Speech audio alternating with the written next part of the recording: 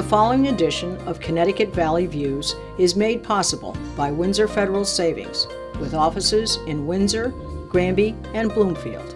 Neighbors helping neighbors since 1936.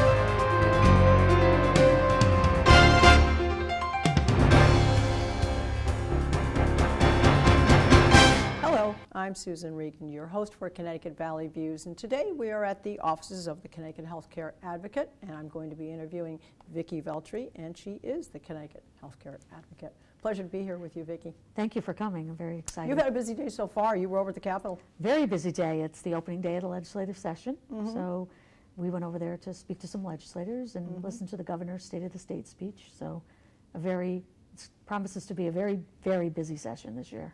Lots of issues. Now, obviously, he did his opening remarks and so forth, set it up for the rest of the year. Do you see anything, any bills, any legislature, anything you're going to be keeping your eye on with regard to health care? Well, OHA spends, since that's our area, healthcare, we focus on every single bill that comes across the legislators' desks or gets filed that relates to healthcare. I do think there's going to be a lot of focus on mental health this year, and that's a good thing in my view. We feel very strongly here that we need some really systemic reforms in the delivery of mental health and substance use services in Connecticut. I do think it's a prime issue, and I think anything related or touching on healthcare reform and the Affordable Care Act are also going to be prime issues that may be addressed this session. Well, the mental health care has been a kind of a major drive for you in this office, hasn't it? That's correct. Actually, OHA, since I got here in 2006, issues related to mental health and substance use have been our #1 area of complaint. So when people call here, that's the #1 issue they call with. And every year, a little bit more, a little bit more, a little bit more. In fact, we just ran our numbers for the year. We have 20% more cases this year than we had last year related to mental health and substance use. So we are, and have been, really focused on trying to change the way we actually deliver these services. It can't just be about insurance. It has to be about a policy. Solving problems. Solving problems, exactly. Well, when you say about the 20% increase, I'm assuming that every year you see some increase. This may be one of the years that you've seen the most increase. Can you attribute it to anything in particular? Is it the availability of people have? What is it that seems to be the increasing issue of substance abuse? Okay, so what we see when we get a case in our office, it's usually because somebody is struggling to get care. It's usually that the insurance company or their health plan has denied them some kind of service, whether it's a consumer calling us or a provider. It could be a hospital calling us that they have a patient who's inpatient and needs one more day of stay, and the health plan is saying, I'm sorry, you don't need it. So we attribute, I think, the increasing volume to a few things. One, the overall number, I think, is increasing anyway because we're reaching more people. So more people are getting to us. And I think our success rate in overturning denials of coverage has also increased the number of referrals coming in. That said, I do think that there, at least in our opinion, in our view of the way these cases are being decided, is that there's been less and less of a chance of getting your service approved the first time around. So when I say that, I mean that I think there are practices in place at some of the health plans that are being used more rigorously than they used to be used to deny people coverage. So the issue's been out there, it just hasn't been identified and quantified. Exactly. All right. Now, you have been with the department for how long? Almost 7 years now. 7 years, all right. And then how did you come into this position? I came into this position because I was actually the lawyer role here, the general counsel role, for about, since 5 years. I was in the role of the general counsel. And in that role, I was doing the lawyering kind of work, but also the public policy piece. So meeting with legislators, promoting OHA's legislative agenda, meeting with the administration to try to advance consumer interests in healthcare. And so I think it seemed to the committee, who we have an advisory committee, whose charge it is, partially at least, to give a list of names to the governor of whom they think would be the next healthcare advocate. Right. And I was on that list, and the governor appointed me from that list to my position. So that's how I kind of got into the current role. And it takes a legion of experience and background and abilities and capabilities to handle your job, because you have, how many people on your staff here? Well, actually, we're going to be up to 19. When I started, there were 5. So, so I've pretty much grown the office over the last couple of years quite rapidly to do a bunch of different kinds of things. And I think the person who's the healthcare advocate has to be someone who's obviously incredibly consumer focused. Yes, you have to be on their side. Yeah, you are. You're the consumer's voice. You have to be very partisan. Yeah, you are the consumer's voice. Sure. That said, I mean, sometimes you do have to say to a consumer, while I think what you're arguing for might be necessary, you know what, your insurance plan doesn't cover that. Yes. So you do also have to be the person who can relay sometimes a message that somebody doesn't want to hear to a consumer. But then you can help them in another way, yes, perhaps help them and assist them to get what they do need. Right, and we are, I mean, I see us as a few different things. One, we are a direct service agency. So the person doing the healthcare advocate job ought to know how to do appeals, ought to know how, you know, what health plans offer, what they look like, the different kinds of health plans, the different laws that relate to insurance and healthcare coverage. The person ought to know how to communicate with the policymakers of the state, the governor, the lieutenant governor, the legislature. It's no good if you have the voice with the consumer. Right, you need to know how to communicate your ideas and be effective in that communication, and also be someone who they can use as a resource when they have concerns about healthcare, whether it's referring their own constituents over, which we get a lot of referrals from legislators in the governor's office, but also someone who they can see as sort of an expert on the consumer side of issues. So you've got to bring all those kind of skills all those parties together. And you have to be an organized person, because there's a lot of work to do. No, I'm sure there is. You do have to be organized. I'm going to go back to an article in the Hartford Courant on November 3rd referencing healthcare reform. It was quoted by Cigna's Chief Financial Officer, Ralph Nicoletti, that customers will see higher premiums. And they say it's because they're going to have higher taxes on them beginning 2013. It'll overlap into 2014. And those costs will be reflected in premium charges to consumers. Is that the entire story? Well, no, I don't think it is the entire story. There is no question that there are taxes associated with the Affordable Care Act, a premium tax that gets assessed on the insurance companies. But there are other issues at play, too, in terms of premium costs. So, and the premium for, I don't know if everybody in the audience will understand what the premium is, the amount you pay every month for your insurance coverage. Of course. There are lots of things that go into that, including how many people use healthcare services, what those healthcare services actually cost. And then there are components around the administration of the plan, et cetera. The new things that are happening in 2014 that will affect premiums that are different from what's going on right now is that insurance companies will have to cover people who have had pre-existing conditions. Before they could say... right there, that's a big no. Yeah, they could make a choice before. Sure. They would use a process that we call medical underwriting. Right. So they, you know, if you had a high risk, they could say, we're not going to cover you. Right. They don't have that choice anymore. So we expect some people to be coming into the pool of people who are buying insurance to be people who have not had insurance and may have some conditions, some pre-existing conditions. They couldn't either buy insurance before because the insurance companies would not write the policy for them, or for whatever reason they couldn't afford it. So those people are now in the pool.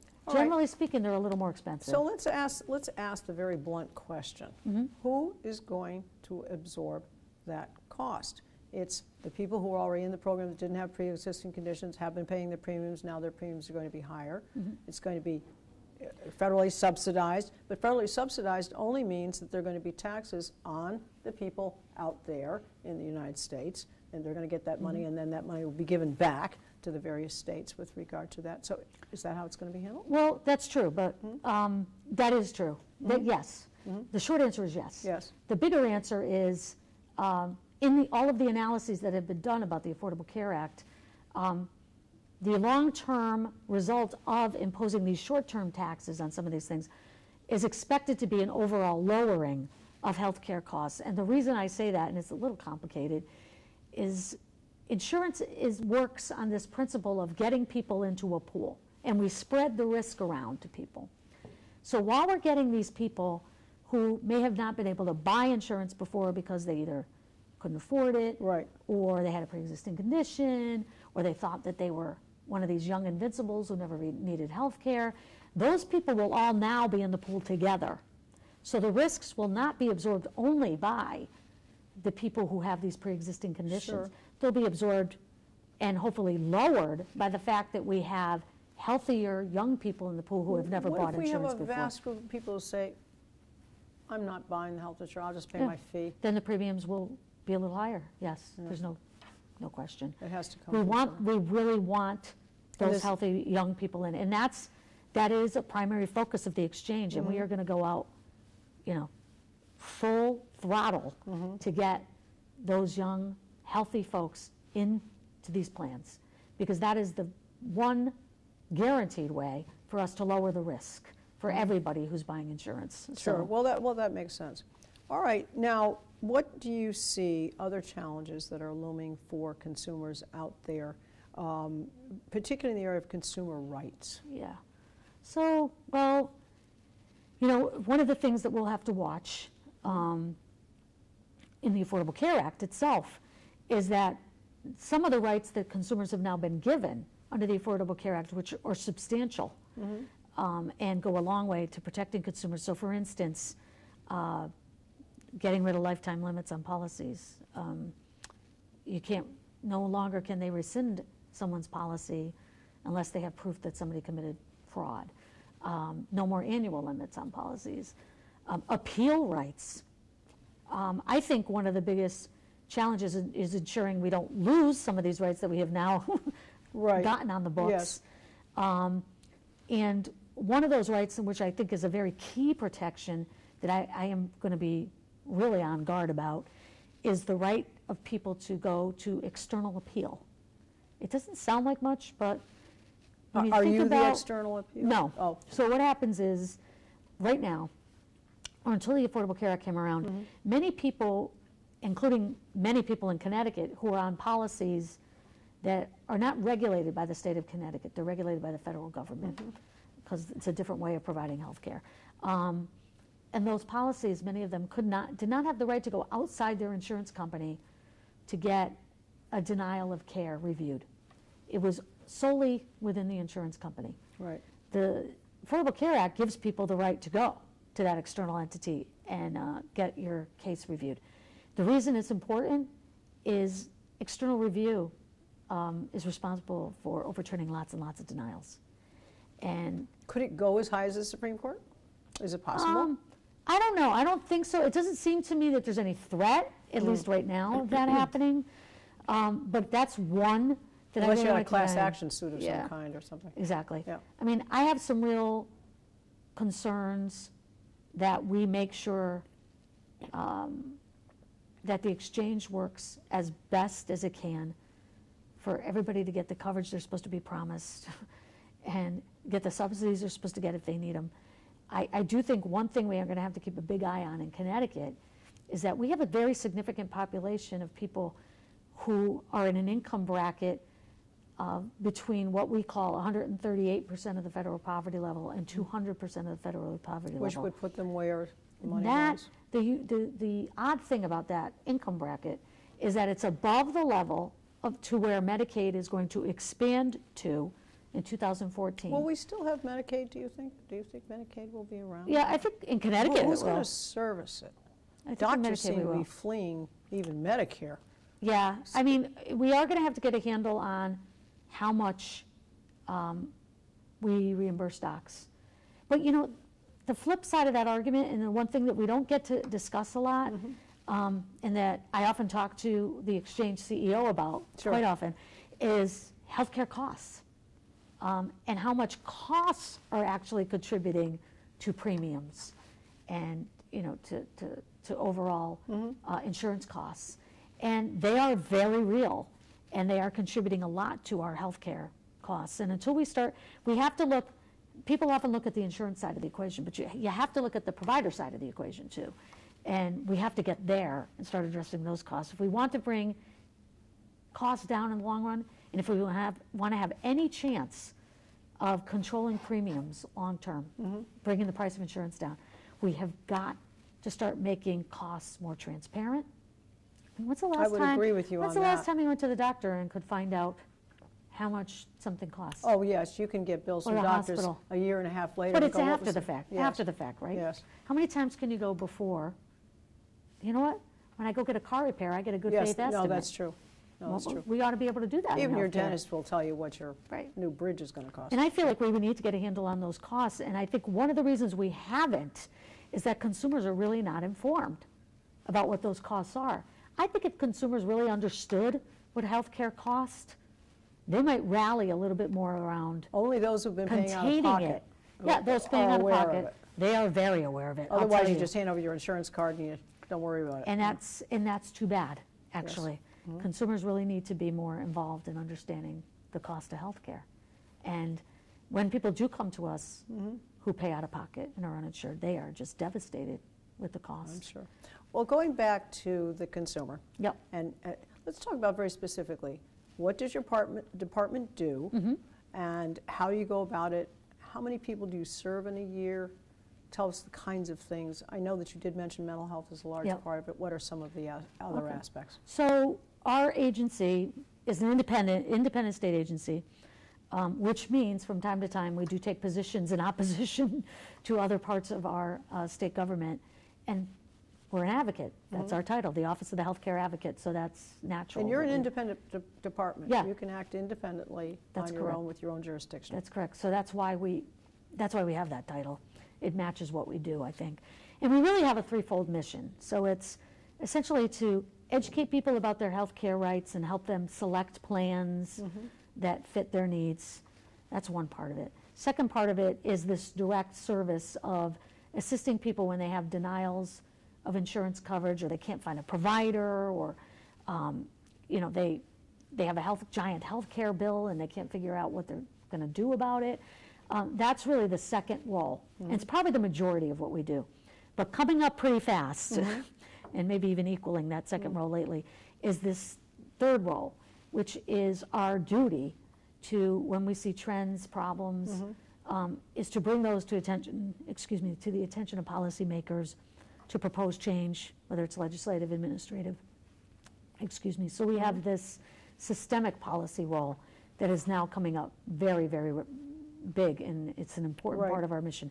Now, we serve probably about 5,000 to 6,000 people a year directly. We're going to have 19 people on the staff, but about 6 or 7 of those are in positions that are not our direct core work. They're trying to recover money for the state, doing other kinds of work. And in addition to the mental health kind of policy work we're doing, you know, I have a seat on the exchange board, so I have a lot of responsibility there. The office is very involved in Medicaid policy setting, in health information technology. Because that's a lot of your experience, your background in Medicaid. Exactly. Health information technology is another area where we do a lot of work. The Governor's Healthcare Cabinet, we sit on that. So there's a lot of policy work that the office is engaged in. It just so happens every year we kind of have to prioritize because we're so small. And this year seems like our major focus will be on mental health and substance Do you see use. getting a larger budget because of that need? Probably not this year, because the state is in a very difficult budget situation for this year, and I have not asked for any additional funding. We work a lot of long hours, and I'm sure you do. We have a staff that's really committed to what we do. So, now, would you call the staff the main body of the staff caseworkers, or? We tend to refer to them as sort of case managers. Case managers, okay. They really work a case not just about, person comes in with a denial, fix the denial. Yes. They address the person's overall needs when Yes. it comes to health care. So we tend to view them more as a case manager. We're helping you right now to make sure you're getting the cancer treatment you need, but we want to make sure you're all set for the next step. Yes. And that your aftercare is set up. And so we take on a little bit more of a Well, manager, you case would manager hope role. that when you take on a case, and that most of your cases are, let's call them, come to a successful conclusion. Yep. Would you say that out of the cases, how many times would it be that they are successful because you were able to do something for the person who came to you, and how many times does a person not actually have a legitimate claim? That's a good question. We do tally our statistics on this. So for the cases that we appeal, that we actually go to the insurance company and we're fighting on behalf of the consumer, we win 85% of those cases. Oh. So you're fighting the insurance company? Or whether it's an Is that insurance, pretty much it's not always an insurance company. Okay. So, and that's the kind of unique thing about insurance, because Could it be everybody an thinks employer or something? it could be an employer-based plan that's Okay. administered by an insurance company. So, and it could be Medicaid, it could be Medicare. So 85% of those cases that come in like that, we win. We overturn them, the denials. Then we have the 15% that we don't win. At least we hope that we have gotten the person educated about their rights and Yes. counseled them, and or come up with a secondary solution. So that's usually our process. If we don't win the appeal, then we have to work through Something- try to some help answer. whether it's negotiating a bill or Sure. getting them to a new provider or something like that. We work through that. It's very rare that anyone calls us But you can't. that we don't give In some some kind of way. service to. It's probably less than 1% of our casework. We do track those numbers too. We get about 8,000 calls a year, phone calls a year. Now you have this outreach Unique program. calls, unique Yes. calls. Now you have this outreach program. Yes. Am I correct in Yeah. calling it that? And the outreach program is you actually go out to find situations Yep. that you can Yeah, assist so in? I go out all over the place. People will either call me and ask me to come out and speak, whether it's a Chamber of Commerce or a congregation or a community group or We're outreaching right now to our providers. viewers. Exactly. So And they this know is you're here now. This is also a form of outreach. Yes. Yeah, I will go out and I usually talk to people about what we do, what their rights are under their health care plans, various health care plans, what's going on in So health it's an reform education. generally. Yeah, it's outreach and education. And oftentimes we do end up with cases when I go somewhere. And that outreach does drive people to call us when they need us, but also it also drives additional outreach opportunities, because often I'm speaking to a group and that there's 2 or 3 people in there. Can you come to speak to my group? Yes, And yes, of so course. the word of mouth really Are works there a lot well. of seniors involved in this? Oh, yeah, lots of Because seniors. seniors get confused, not because of any age deficit, but because literally too many things go by too fast and they haven't paying attention to all the things, and they don't have a daughter or son perhaps who can That's help them correct. out, and their spouse is deceased. So Yeah, you we can help a assist. lot of seniors. In fact, we get a lot of legislative referrals for senior issues. And interestingly enough, a lot more seniors, many more seniors are, retiring with both some kind of retirement coverage and Medicare. So they often have issues around, well, wait a minute, which one is the one that's supposed to pay first? Right, And that actually can be an issue across the age spectrum. Often people are Sure, covered of by course, 2 yeah. plans. But it does get very, very confusing. Yes. Insurance is just a complex animal. Well, there are a couple of new things that I've seen in the paper, just to bring back the Affordable Care Act. A couple of things where we're hopefully bringing more young people into the pool That's right. for premium paying. There are a couple of opportunities for people, I believe it's after 70, you can no longer get chemo under Medicare, and that they are now saying that screening for breast cancer for women 65 and older doesn't appear to be a necessary thing Wow. anymore. Digital screening, I think Yeah. they call it. And so they've kind of arbitrarily said, well, I don't think this is actually necessary anymore, and so forth, and kind of like, well, I'm taking care of that part. Yeah, there's preventive screenings. That seems very selective to me. That would Yeah, seem to so- me as though we're finding a way to get rid of that pool of people we Yeah, need to address. there are guidance. I mean, the Affordable Care Act did say, you know what, we're going to require Medicare and private plans, everybody, to pay for preventive screenings at no cost. Under the guidance of this task force called the U.S. Prevention Task Force, and it's their guidelines that govern. Yeah.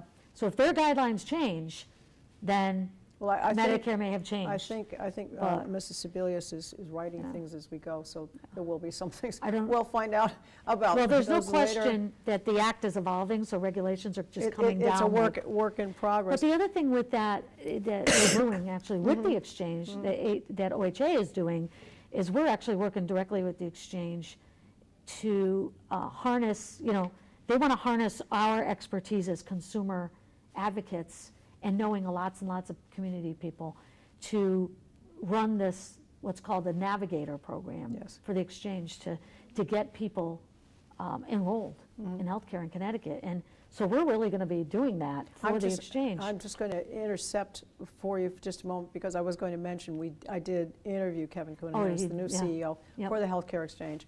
And so for our viewers who haven't seen this program, you can see it, full interview, and you are on the board of that exchange. So when we're referring to that, that's what you're talking about. That's exactly what I'm talking about. And what this will be is essentially a ground game. That's how I'm referring to it. We will be engaging a core group of consumers to be our advisors, but we are going to be going out and giving these grants to hundreds of community organizations so that they can sit with the people they know and they can be the advisors to the people who trust them to enroll them in their health plans. Well, that's good. That's a further outreach program. Well, one other thing I wanted to mention, we recently, Connecticut Valley Views, covered the launch of the Connecticut Health Council on December 17th. Did you attend that? I did attend that, yes, I did. And I think it's a pretty energetic group of people. It is. That are, and it's really taking all the resources in Connecticut that we have. I'm sure you see this as a positive step. I do see it as a positive step, and it's a great group of people, very diverse, and it is really nice to see, the hospitals at the same table that the carriers are at, and the providers, the business folks. We see it only as a positive step. For too long, I think what's been happening is our policy has been developing sort of one segment at a time. The insurance sector, the hospital sector, the private provider sector. We'll be at least in the same book, if not on the same page. I think it's good to harness, the best of our state needs to be, their skill sets need to be recognized and put in one place. And we need to use that to develop our policy going forward. So I think it's a great development. Well, Vicki, it's been very interesting, very informative to speak to you today. Wish we had more time, but we do appreciate, particularly during your busy schedule, you're doing a great job. Thank you. Congratulations on it. Good luck going forward with it. I'd like to give your website, and it is ct.gov/OHA. Thank you very much. I appreciate it. Thank you very much. All right. Take care. Take care. And you can see all of our programs on our website at www.ctvalleyviews.com. This is Susan Regan. Thank you for joining me in bringing proof to the people.